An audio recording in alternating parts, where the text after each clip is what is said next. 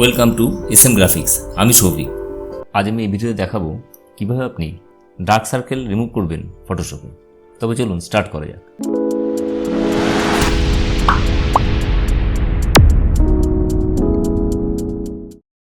আমার ফটোশপ স্ক্রিনে দেখতে পাচ্ছেন একটি মডেলের পিকচার।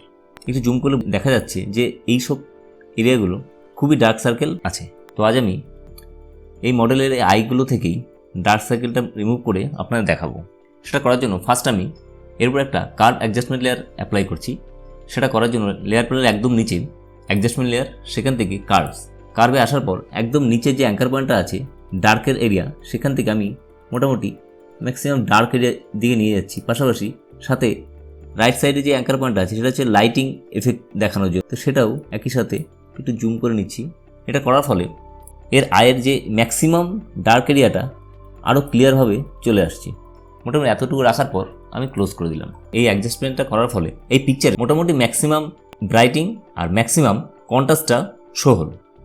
এর ফলে স্কিনের যেই টেক্সচারগুলো আছে সেগুলো আরও বেশিভাবে আমাদের পিকচারের মধ্যে শো হলো।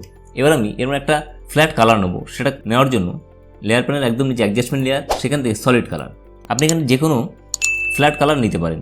আমি এই মুহূর্তে হোয়াইট কালারটা নিলাম, নেওয়ার পর ওকে করে দিলাম।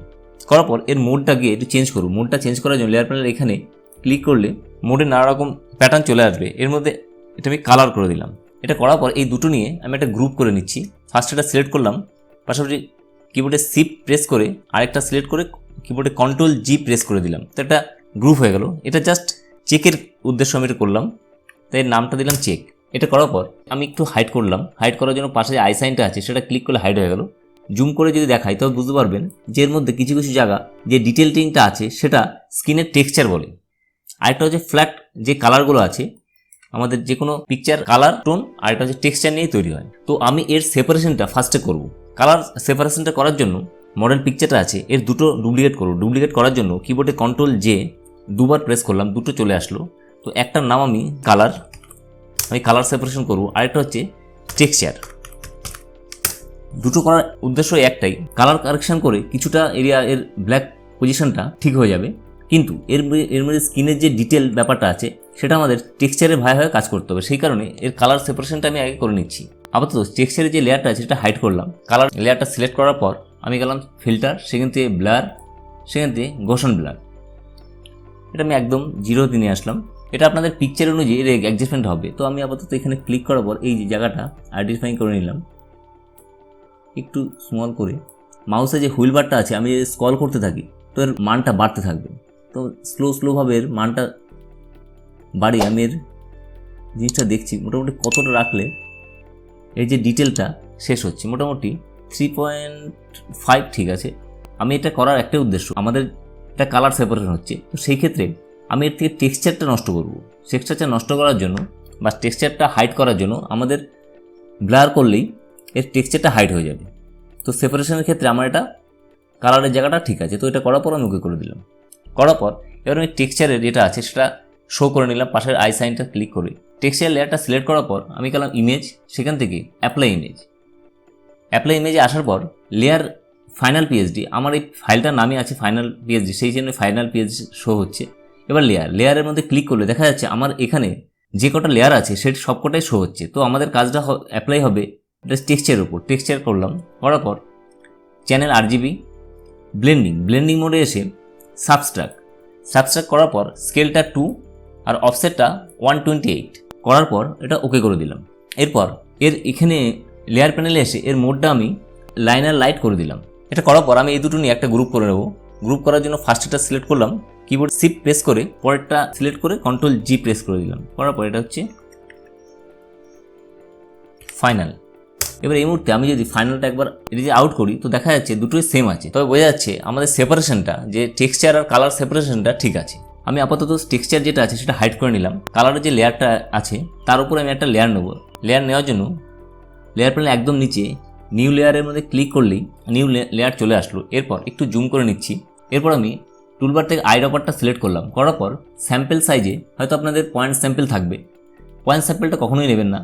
3x3 বা 5x5 বা 11x11 অ্যাভারেজ, এই তিনটের মধ্যে যে কোনো একটা নেবেন। আমি আমার এই পিকচারের ক্ষেত্রে 11x11 নিলাম। পয়েন্ট স্যাম্পল নিলে ব্যাপারটা কী হবে, পয়েন্ট স্যাম্পল হচ্ছে পয়েন্ট স্যাম্পেল 1 পিক্সেল কালারের মধ্যে যেই কালারটা পাবে সেটা সিলেক্ট করবে। তো সেই ক্ষেত্রে ফ্ল্যাট কালার আসবে। তো 11/11 অ্যাভারেজটা নিলে একটা স্মুথনেস কালার আসবে। এটা নেওয়ার পর অল লেয়ার আমি করব না, কারণ একটাই হচ্ছে আমার ব্যাকগ্রাউন্ডের মধ্যে এই পিকচারটা যেহেতু আছে, কালার পিকার সময় আমার এর থেকেও কালার নিয়ে নিতে পারে। সেই কারণে স্যাম্পেল ক্লিক করার পর কারেন্ট অ্যান্ড বিলো, মানে আমাদের কারেন্টের মধ্যে এফেকশনটা হবে আর সোর্স ফাইল হবে বিলোর থেকে।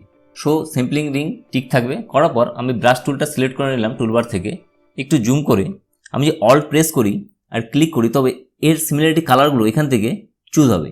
তো তার আগে এই কাজটা আরও ইজিভাবে করার জন্য আমি গেলাম উইন্ডোতে অ্যারেঞ্জের পর new window for final paged. আমার এই ফাইলটারই একটা ডুপ্লিকেট করে নিলাম। আমি ফুল স্ক্রিনটা আপাতত বন্ধ করছি। পাশে এরই একটা ফাইল খুলে আসলো। এবার আমি আবার যাচ্ছি উইন্ডো, সেখান থেকে অ্যারেঞ্জ টু আপ ভার্টিক্যাল। এটা করলে আমার একই পিকচার ভার্টিক্যালের দুটো জায়গায় শো হবে। তো এটা আমার নর্মাল মোডে থাকবে। আর এটা আমার এটা ড্রাগ করলে একটু ছোটো করে নিই, আমার এতটা প্রয়োজন নেই এই পোর্শনটা। এটা জাস্ট আমাদের দেখার জন্য, আর এটা হচ্ছে ওয়ার্কের জন্য। তো এবারে আমি যে এটা জুম করে ব্রাশ টুলটা সিলেক্ট করলাম। করার পর পাশাপাশি ওপাসিটিটা 50% আর ফ্লোটা 8% করে দিলাম। এবার আমি এখান থেকে কালার পিক করবো, এর সিমিলারিটি একদম কাছাকাছি কালার অল প্রেস করে এখান থেকে কালার চুজ করবো, করে খুব স্লোভাবে এখান থেকে পেন্ট করতে থাকবো। হয়তো এখানে কিছু এফেকশন আপনি বুঝতে পারছেন না, তো আমি এই মুহূর্তে একটু ওপাসিটিটা বাড়িয়ে বা ফ্লোটা একটু বাড়িয়ে নর্মাল যদি এখান থেকে একটা কালার পিক করে এখানে পেন্ট করি, তো পাশের উইন্ডোতে আপনি বুঝতে পারছেন এফেকশনটা। তো কন্ট্রোল দিয়ে করে নিলাম। তো এটা আমি আগের মতন আবার 40% আর 8% করে পাশাপাশি রাইট ক্লিক করে হার্ডনেসটা একদম 0 রাখবেন।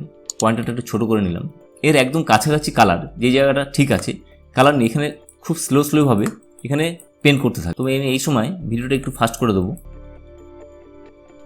হয়তো কালারে যদি আপনার প্রবলেম হয় তো সেই ক্ষেত্রে আমাদের চেক ফাইলটা করেছিলাম ওটা টিক করে নিলে ব্ল্যাক অ্যান্ড হোয়াইটের মধ্যে আরও ক্লিয়ারিটি ব্যাপারটা বোঝা যাবে। তো আমি এটা সিন করে নিলাম, পাশের আই সাইনটা ক্লিক করে।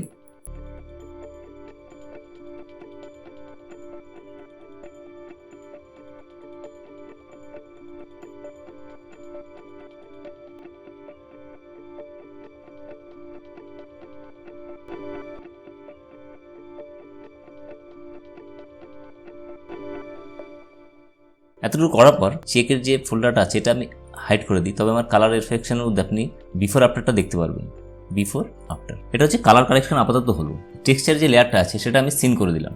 কারণ এর একটা ডুপ্লিকেট নিয়ে নিচ্ছি কন্ট্রোল জে দিয়ে। ডুপ্লিকেট করার একটা উদ্দেশ্য, আমার যে অরিজিনাল টেক্সচারের লেয়ারটা আছে সেটা আমি খারাপ করব না, এটা সেভ রেখেই আমি এর ডুপ্লিকেট করব। করার পর এর মোডটা আমি নর্মাল করব। করার পর এর উপর ক্লিপিং মাস্ক করে দেবো। ক্লিপিং মাস্ক করার জন্য অল্ট প্রেস করে এর মধ্যে একবার ক্লিক করলেই এর মধ্যে ক্লিপিং মাস্ক হয়ে যাবে। এবার আমি এটা জুম করে নিচ্ছি। এটা জুম করে বোঝা যাচ্ছে যে এর যে আয়ের নিচে যে একটা নানা রকম টেক্সচার ফিল আছে সেটা আমার কারেকশন এবার করতে হবে। প্রত্যেকটা আয়ের মধ্যে আছে। করার জন্য আপনি এটা ক্লোন স্ট্যাম্প দিয়েও করতে পারেন বা হিলিং টুল দিয়েও করতে পারেন, যেটা আপনার বেটার লাগে। তো আমি এই ক্ষেত্রে হিলিং ব্রাশ টুল নর্মালটা নিলাম। নেওয়ার পর উপরে mode normal, source sample, align uncheck, legacy uncheck. এই ক্ষেত্রে স্যাম্পল যে লেয়ারটা আছে সেটা কারেন্ট লেয়ার থাকবে। কারেন্ট অ্যান্ড বিলো করবো না এই কারণে, যেহেতু আমি অরিজিনাল টেক্সচারটা নষ্ট করবো না, এর উপর এফেকশনটা দেবো। ডিফিউশনটা আমি আপাতত 5 রাখলাম, এখানে ম্যাক্সিমাম 7 করা যেতে পারে। তো আমার এই পিকচারের ক্ষেত্রে আমি 5 রাখছি। রাইট ক্লিক করে হার্ডনেসটা একদম 0 করে এর একদম ক্লোজ এরিয়া থেকে অল প্রেস করে এর একদম পাশাপাশি যেই সব এরিয়াগুলো স্কিনটা বেটার আছে ওখান থেকে পিক করে একদম একটু ছোট করে নিচ্ছি। পয়েন্টারটা ছোটো ছোটো এর যে স্পটগুলো আছে সেগুলো জাস্ট ঠিক করার জন্য এই টুলটা ইউজ করছি। আমি একদম স্লোভাবে এখান থেকে পেন্ট করে দিচ্ছি।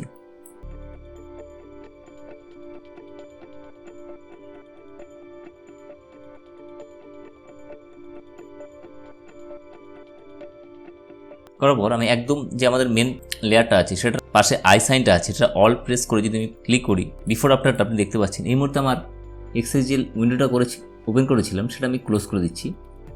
এতটুকু করার পর এর আপ টু ডেট একটা সিঙ্গেল লেয়ারের ব্যাকআপ নেব। সেটা করার জন্য কিবোর্ডে অল্ট কন্ট্রোল শিফট পাশাপাশি ই প্রেস করলেই এই আপ টু কাজের একটা ব্যাকআপ আসলো। এটা করার একটা উদ্দেশ্য, এর মধ্যে একটা কার্ভ অ্যাডজাস্টমেন্ট অ্যাপ্লাই করবো। সেটা করার জন্য লেয়ার প্যানেল একদম নিচে অ্যাডজাস্টমেন্ট লেয়ার, সেখান থেকে কার্ভস, সিম্পল একটা এস কার্ভ এখানে অ্যাপ্লাই করব।